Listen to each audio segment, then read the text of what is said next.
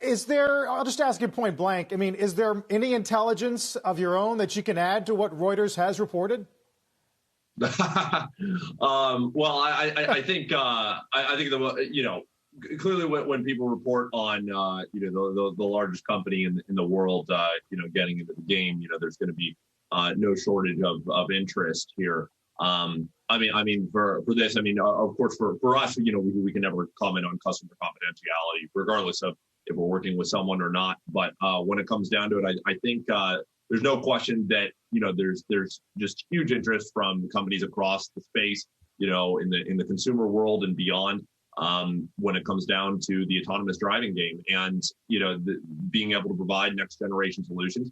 So we have our part in that ecosystem, and we've really built our entire LiDAR sensing system entirely from the ground up to be able to meet these stringent performance requirements as well as economic requirements that are needed as the first and only company that can actually make it into production vehicles. So that's where we've struck some major deals with Volvo, Daimler, Mobileye, other stuff just in the last 6 months or so alone. So it's been really exciting to get out there, and when it comes down to it, for passenger production vehicles, that's where you need the economies of scale. That's exactly what we've been delivering, and that's exactly what we're going to continue to deliver as the only company that can do so.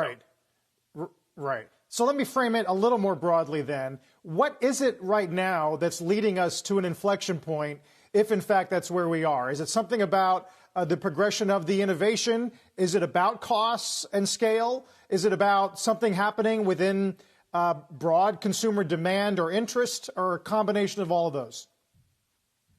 Yeah, so when it comes down to it, I think there's no question that there's really been a few different things going on in the industry. There's the revolution that we've been seeing on the EV side of things, which you've seen with the Teslas of this world and on what's changed there. And then for when it comes to auto industry and transportation, and then there's this other revolution going on the AV side of things for autonomy, and that's really squarely where we come into play.